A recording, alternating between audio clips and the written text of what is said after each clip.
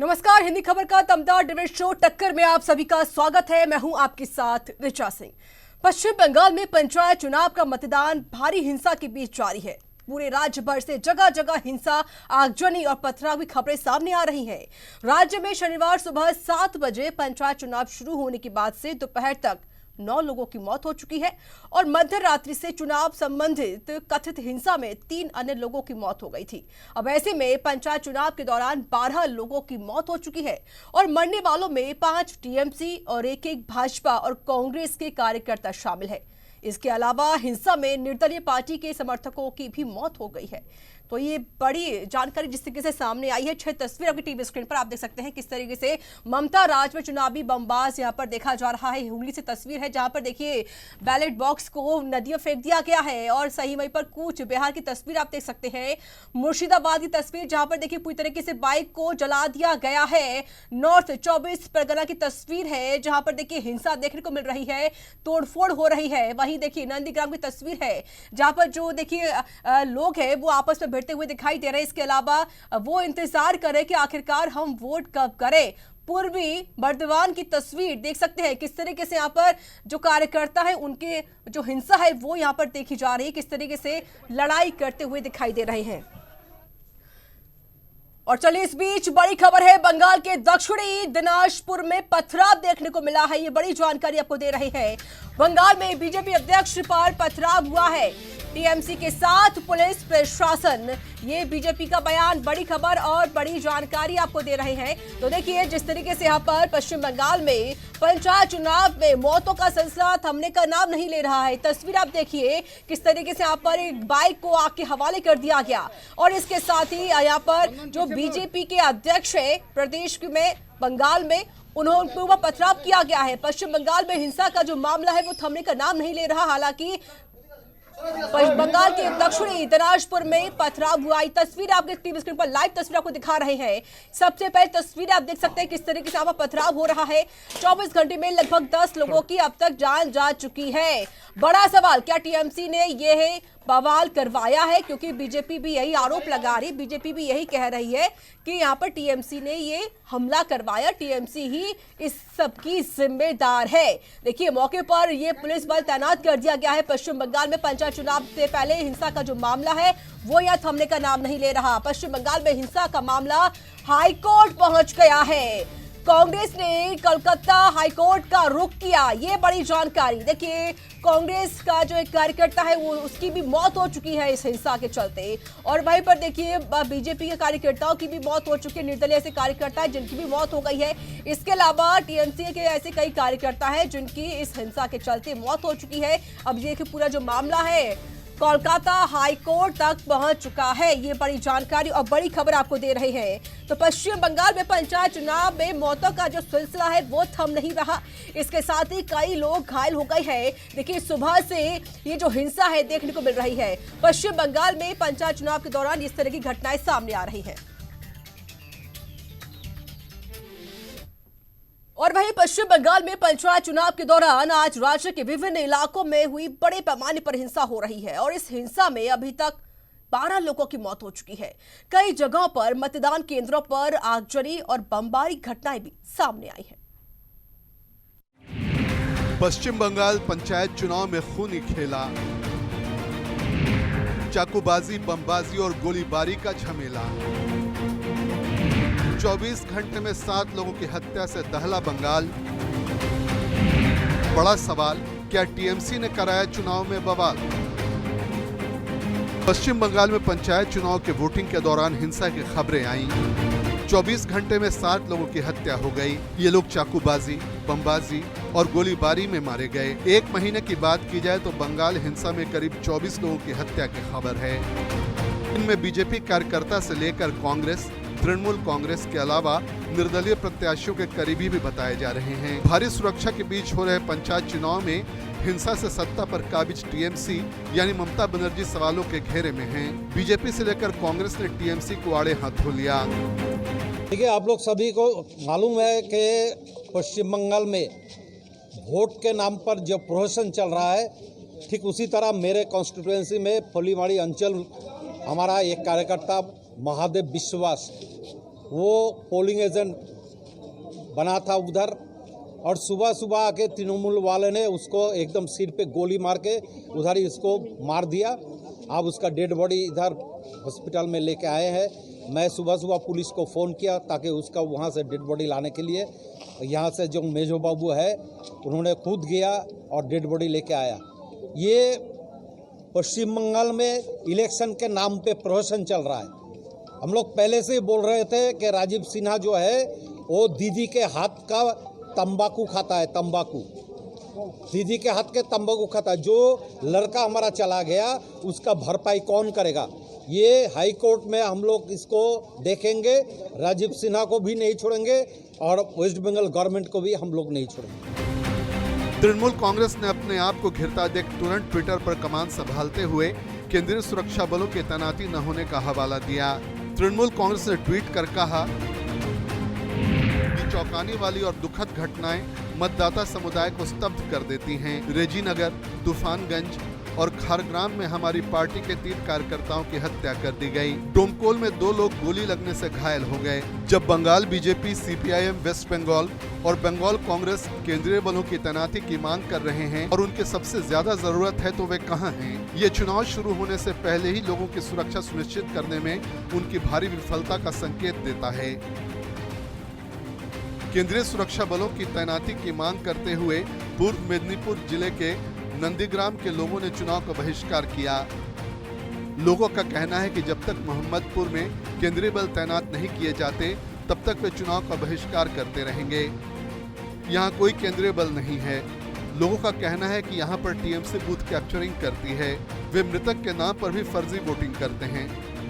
जब तक केंद्रीय बल यहाँ नहीं आते वो मतदान करने नहीं जाएंगे। अब सवाल ये है कि क्या राज्य की कानून व्यवस्था चौपट हो गई है? बंगाल में हो रही हिंसा का आखिर कौन है जिम्मेदार? ब्यूरो रिपोर्ट, हिंदी खबर।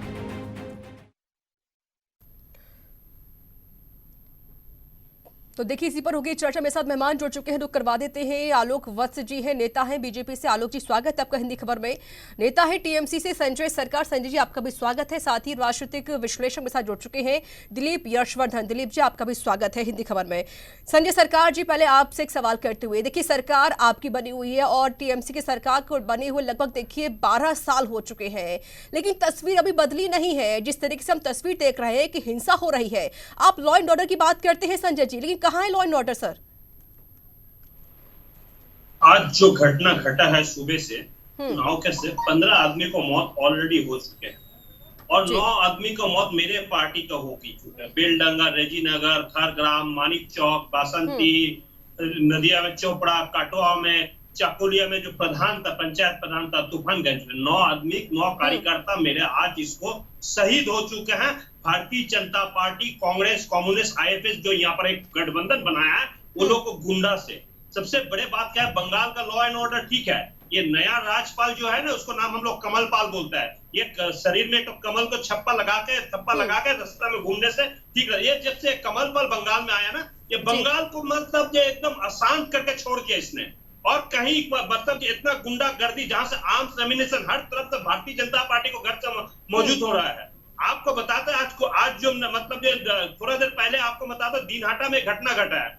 एक वोटर वोट देने के कोई भी पार्टी का नहीं है, भारतीय जनता पार्टी को कार्यकर्ता गोली मार दिया है। तो उसको पूछा गया है, आप मेरा बात सुनिए ना, इसका जिम्मेदार कौन है? जिम्मेदार कौन है सर?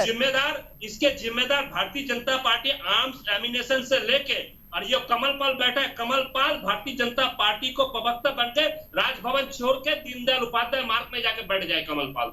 जो आनंद बोस जी आया ना, जो अभी का नया कमल पाल आया है यहाँ पर, राज्यपाल नहीं है बंगाल के, कमल पाल बोलता है। आपने ठीक है अभी का जिक्र कर दिया कि अभी जो जिम्मेदार है कमल पाल, जिन्होंने आप जिक्र कर, राज्यपाल का आप नाम ले रहे हैं यहाँ पर, खैर जो भी है। लेकिन सर ये पहली बार नहीं हो रहा है ना। जब भी चुनाव होते तभी घटना घटती है। क्यों घटती है सारी घटनाएं? सुनिए, बंगाल में इस बार सबसे ज्यादा मतलब जो नामांकन भर गया है और 100% नामांकन मतलब जो आपको मतलब 61,636 बूथ है जहां पर हर आदमी नामांकन हो रहा है। इसको पहले कभी भरा नहीं जाता था। कम्युनिस्ट जमाने में 2003 में 50 आदमी को एक दिन में हम लोग मौत देखा था। 2003 में हम लोग कोशिश किए तो हर साल रुकने के लिए Bharatiya Janata party, Congress, communist, ISF एक होकर एक यहाँ पर यहाँ पर आज मेरे 9 कार्यकर्ता को शहीद कर दिया है। आप बोल रहे हैं क्या ये गलती नहीं है? आर्म्स एमिनेशन कहाँ से? मुंगेर से आता है। मुंगेर कनेक्टेड है जमशेदपुर ऑर्डिनेंस फैक्ट्री से, वहां से आर्म्स एमिनेशन लेके यहाँ पर दे रहा है, बंदूक दे रहा है, गोली दे रहा है, बम दे रहा है। आज का जो कारण है, इसके लिए सबसे बड़ा भारतीय जनता पार्टी और कमल पाल जिम्मेवार है। अच्छा, और जो पिछले 12 सालों से ये जो हो रहा है, क्योंकि जब भी चुनाव होता है तभी घटना घटती है, फिर उसकी जिम्मेदारी कौन लेगा सर? देखिए, स्टेट लॉ एंड ऑर्डर जो है बहुत अच्छे हैं और हर तरफ से लगता नहीं है सर कि लॉ एंड ऑर्डर ठीक है पश्चिम बंगाल में, ठीक है। आलोक वत्स जी 30 सेकंड दीजिए। ठीक है, ठीक सर। 30 सेकंड आपको बता रहा है। ये कमल पाल को मदद से पूर्व मदनीपुर, जहाँ शुभेंदु अधिकारी को घर बोला जाता है, घर जहाँ पर है, वहां पर सूतोहाटा, मैना, भूपति नगर, भगवानपुर, वहां पर कंटिन्यू प्रॉक्सी वोट हो रहा है। कंटिन्यू बूथ कैप्चर करके वोट कर रहे हैं वहां पर तो हम नहीं कर, भारतीय जनता पार्टी मैं कह रही हूँ सर, 12 साल में जब भी चुनाव हुआ है, जब से टीएमसी की सरकार आई है, तब से ये हिंसाएं हो रही हैं। कौन इसकी जिम्मेदारी लेगा? अब अभी की बातें का जिक्र किए जा रहे हैं सर, ये पहली बार नहीं हो रहा, इससे पहले भी ये सब घटना घट चुकी है पहले भी। वहाँ पर कौन बूथ कैप्चरिंग कर रहा है? भारतीय जनता पार्टी कर रहा है। बेगुनाह मरते रहे आप, मौत मस्ती करते रहिएगा, ठीक है आलोक वत्स जी, ठीक है आलोक जी, ये सब कुछ बीजेपी करा रही है, ये कहना है टीएमसी का। देखिए रीता जी,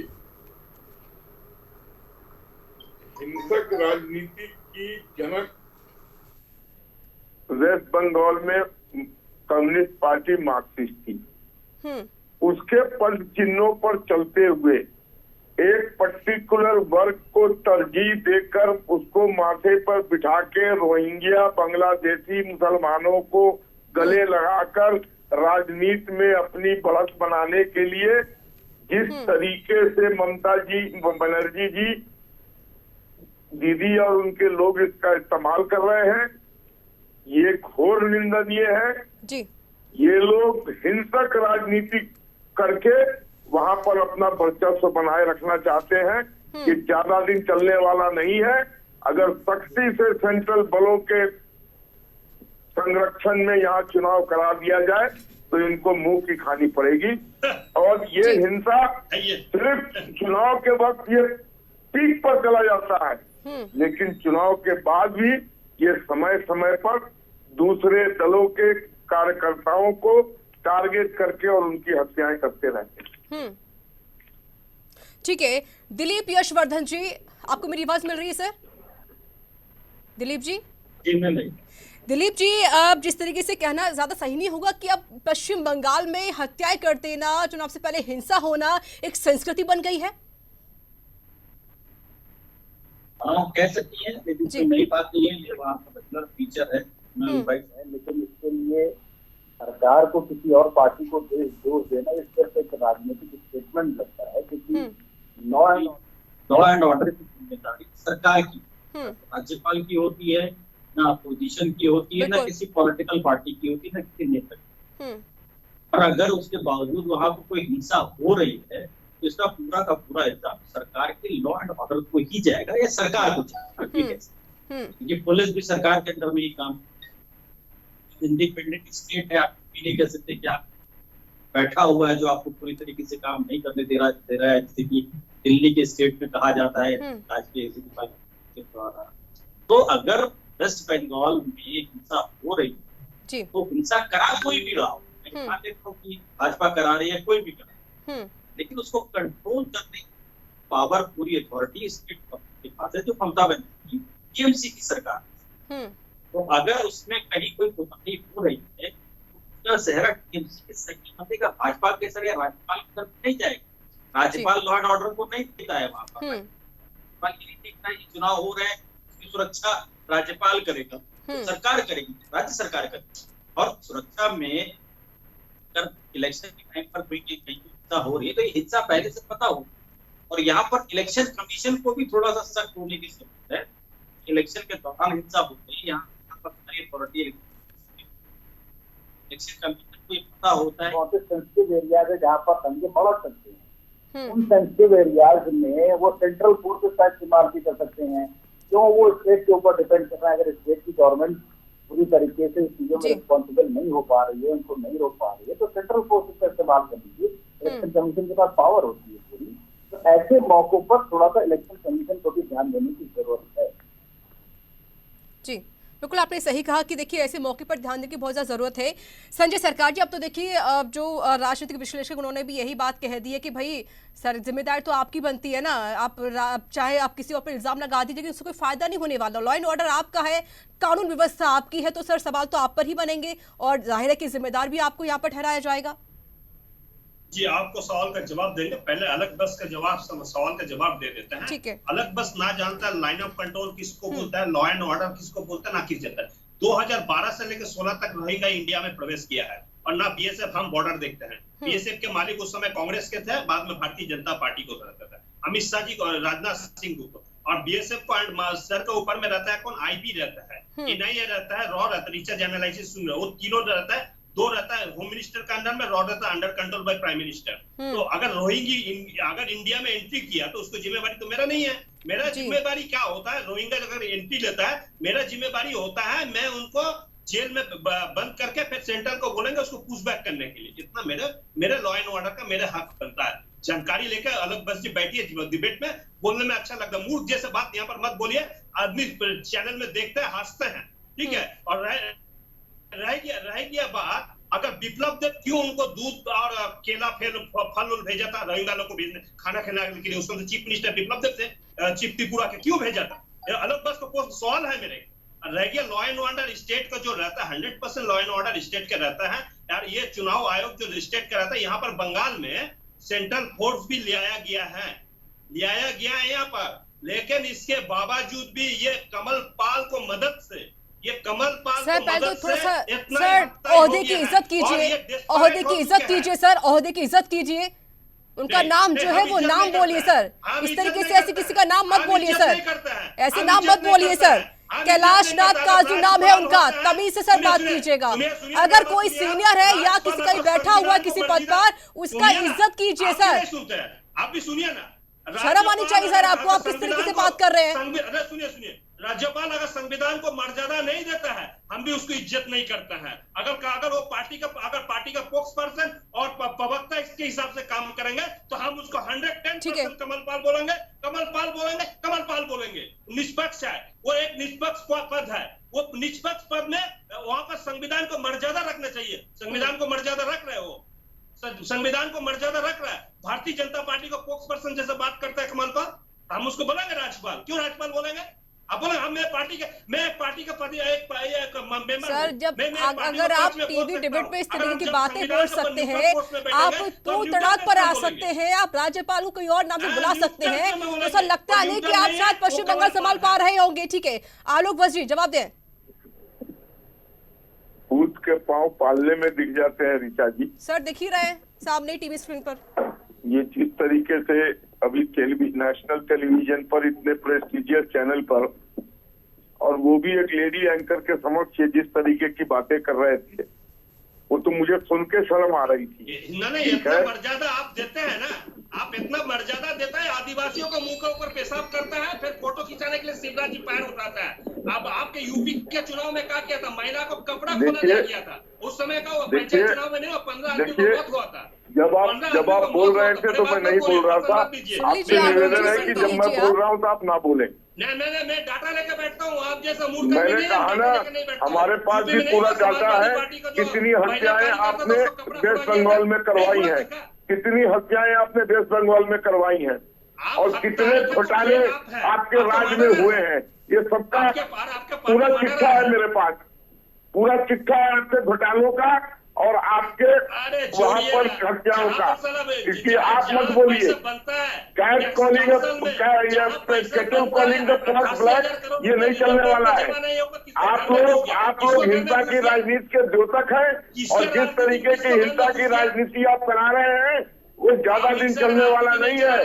बहुत जल्दी आपको वहाँ की जनता सबक सिखाएगी और सदा के लिए मिट्टी में मिला दिए जाएंगे।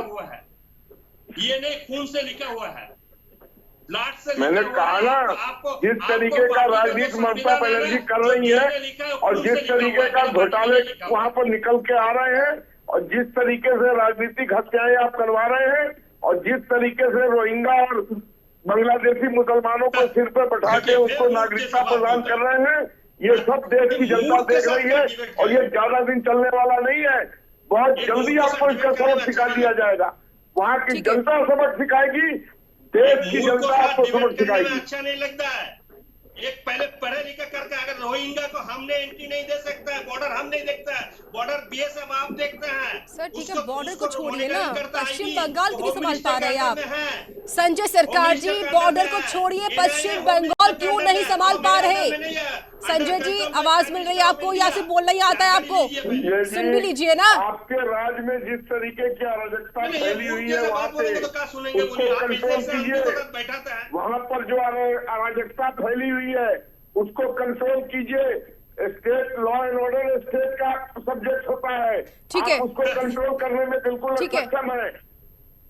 संजय जी, एक बात बताइए मुझे, जिस तरीके से विपक्ष बैठकें कर रहा है और टीएमसी की जो प्रमुख है ममता जी, वो भी यही कह रही हैं कि भाई वो शायद पीएम बन सकती है, उनको ये उम्मीद है। अगर भैया आप पश्चिम बंगाल नहीं संभाल पा रहे तो आप कहां से देश संभाल लेंगे? क्या देश में भी ऐसी हिंसा करवाएंगे क्या पीएम बनने के बाद? ममता जी ऐसी काम कराएंगी क्या? देखिए, हिंसा ममता बनर्जी नहीं करा रहा है, हिंसा करा रहा है भारतीय जनता पार्टी, अमित शाह, नरेंद्र मोदी, जेपी तो आपकी पुलिस क्या कर रही है सर? कहाँ है लॉ एंड ऑर्डर? हिंसा जो भी करा रहा हो, कहाँ है लॉ एंड ऑर्डर? हिंसा कराने का कारण क्या है? बंगाल आज देश का मॉडल और मेडल दोनों बन चुका है। पंचायती राज में कंटिन्यू 3 बार हमने प्राइज लिया है। ये government of India, minister of Panchayat Raj से मेरे को मिला है अवार्ड। लास्ट अवार्ड भी 2022 को मेरे को मिला है। एग्रीकल्चर में जो है किसी कानून में मेरे को अवार्ड मिला है। यूनिसेफ में कन्याश्री, जो आप मोदी जी जो दीदी को देख के बोल रहे हैं ना, अच्छा ठीक है, आपको अवार्ड मिले, ठीक है सर। संजय सरकार जी, संजय सरकार जी, ठीक है संजय जी, ठीक है। सरकार तो आपके पीछे सरनेम भी है और जाहिर सरकार आपकी पश्चिम बंगाल में बनी हुई है, लेकिन सर अगर जिस तरीके से आप पूरी उपलब्धियां कह रहे हैं कि हमको भैया अवार्ड मिला है, हमको यहाँ का अवार्ड मिला, हमको वहां का अवार्ड मिला, तो मौत का अवार्ड भी ले लीजिए ना। जो बंगाल में मौत हो रही है, इसका अवार्ड ले लीजिए आप भी। अच्छा, गुजरात में 2002 में कितना आदमी को मौत हुआ था ये मुख्यमंत्री बनने के बाद में? ये तो खून के सौदागर है, ये खून के सौदागर है। यूपी में दंगा में कितना आदमी को मौत हुआ था हिंदू मुसलमान के? बिहार में कितना आदमी को कितना मौत हुआ था? और पश्चिम बंगाल में कितना आदमी को मौत हुआ था? और पश्चिम बंगाल में अब तक आप बताइए ना। खून को सौदागर को अगर आप दूसरे को बोलेंगे तो ये तो खुद करा रहा है। बंगाल एक शांतिपूर्ण जगह है, भाईचारे एक शहर है। हाँ सर, दिख रहा है सर, मैं अभी तस्वीर देख ही रही हूँ, बहुत शांतिपूर्ण जगह है पश्चिम बंगाल। दिलीप यशवर्धन जी, सुना आपने, संजय सरकार कह रही है कि भाई बहुत शांतिपूर्ण जगह है पश्चिम बंगाल, वहां पे कोई हिंसा नहीं होती है। तस्वीर कुछ और ही बयां कर रही है। तस्वीर तो भारतीय जनता पार्टी करा रहे हैं, आप देखिए ना ठीक से। क्योंकि पार्टी के प्रवक्ता है और तो बंगाल का फेवर करना उनका काम है, लेकिन पार्टी के प्रवक्ता होने के साथ साथ एक मानवता भी ठीक होती है। आप जनप्रतिनिधि हैं तो जनता के प्रति भी आपकी जिम्मेदारी बनती है और आप जनता के लिए ही, जनता की वजह से ही जनता के दरबार में जाकर के बैठते हैं, तो जनता के प्रति थोड़ा सा संवेदनशील होना जरूरी है। मैं ये कहता हूँ कि दंगे किसी की वजह से भी हो रहा है, भाजपा करा रही है, अमित शाह करा रहा है, मोदी जी करा रहा है, पूरा भाजपा मिल करके सिर्फ बंगाल को ही टारगेट करके वहाँ पर दंगा करा रहा हो, लेकिन रोकने की जिम्मेदारी तो आप ना, वहाँ पर आप भी तो उसको कंट्रोल करेंगे। मोदी जी करा रहे हैं तो मोदी जी कंट्रोल तो नहीं करेंगे, भाजपा करा रही तो भाजपा कंट्रोल तो नहीं करेगी। तो आप अपनी जिम्मेदारी से क्यों भाग रहे हैं? आप किसी दूसरे पर इल्जाम लगा भी देंगे तो आपकी जिम्मेदारी तो खत्म नहीं हो जाती ना। आप जो संविधान की बात दिलीप जी, लेकिन इसका जवाब टीएमसी के पास बिल्कुल भी नहीं है। मैं एक नहीं 20 बार पूछ चुकी हूँ उनसे। पुलिस है, आपको इंडिपेंडेंट पुलिस है, आपकी इंडिपेंडेंट आप अथॉरिटी है, आपके ऊपर कोई नहीं बैठा आपको डायरेक्शन देने के लिए। राज्यपाल को पावर नहीं कि वो आपकी पुलिस को कंट्रोल करे, क्योंकि वहाँ राज्यपाल शासन या राष्ट्रपति शासन नहीं लगा हुआ है, वहाँ पर डेमोक्रेटिक गवर्नमेंट। बिल्कुल दिलीप जी, जवाब नहीं टीएमसी के पास इस सवाल का। ठीक है आलोक वत्स जी, अगर हिंसा हो रही है तो थोड़ी बहुत जिम्मेदारी आपकी बनती है, केंद्र में सरकार तो आपकी बनी हुई है। चलिए, आलोक जी की आवाज हम तक नहीं पहुंच पा रही है। संजय सरकार जी, एक छोटा सा कमेंट आपकी तरफ से। सर जिम्मेदारी तो लीजिए ना, क्योंकि दिलीप जी यही बात कह रहे कि भाई चाहे कोई भी हिंसा कराए, पीएम मोदी हिंसा करा दे या अमित शाह हिंसा करवा दे, लेकिन जिम्मेदारी तो आपकी बनती है ना कि आप उसे संभालिए। कहाँ है आपकी कानून व्यवस्था सर? कहाँ है पुलिस आपकी? देखिए, हिंसा हम हमेशा रोकने की कोशिश कर रहे हैं। मेरे पुलिस सर हर बार ऐसे ही करते हैं आप सर, चाहे चुनाव छोटे हो या बड़े हो, पश्चिम बंगाल में यही तस्वीरें नजर आती हैं सर। सुनिए ना, आप सुनिए ना, धीरज रखिए। आप तो एंकर है, आपको सुनना चाहिए ना। नहीं, आप किसी ने अगर बंगाल में लॉ एंड ऑर्डर हम नहीं कंट्रोल करता था, इससे बहुत बड़ा मुख फाइट हो जाता था। यहाँ पर बहुत सारे मौत हो सकते थे। आप देखिए ना, जैसे पुलवामा में आरडीएस घुस गया और फिर पुलवामा पहुंच गए सर। पश्चिम बंगाल पर रही है ना सर, मोदी दे पाया? पश्चिम बंगाल पर रही है ना, पश्चिम बंगाल संभाल नहीं पा रही है, फिर राज्य संभाल नहीं पा रहा, किसी और राज्य की बात करते हैं आप। चलिए माफी चाहती हूँ सर, मेरे पास समय की बहुत कमी है। बहुत बहुत शुक्रिया आपका आलोक जी, संजय जी, बहुत बहुत शुक्रिया, साथ ही दिलीप जी, शुक्रिया मेरे साथ जुड़ने के लिए, अपना कीमती समय हमको यहाँ पर देने के लिए। तो देखिए, पश्चिम बंगाल में जो हिंसा हो रही है वह रुकने का नाम नहीं ले रही है। चुनाव चाहे छोटे हो या बड़े हो, लेकिन पश्चिम बंगाल में इस तरह की तस्वीर सामने आती रहती है। हालांकि आपने जिस तरीके सुना कि टीएमसी के जो नेता है वो इस बात को नहीं स्वीकार कर रहे, उनकी तरफ से कहा जा रहा है कि हमारी जिम्मेदारी नहीं बनती। लेकिन देखिए, चाहे कोई भी हिंसा कराए या हिंसा होती है तो ये सरकार की जिम्मेदारी होती है कि लॉ एंड ऑर्डर को सुधारे और तरीके से पश्चिम बंगाल में काम करे। इसी के साथ मेरे इस खास प्रोग्राम टक्कर में इतना ही। देश दुनिया की तमाम खबरों के लिए बने रहिए हिंदी खबर के साथ। नमस्कार।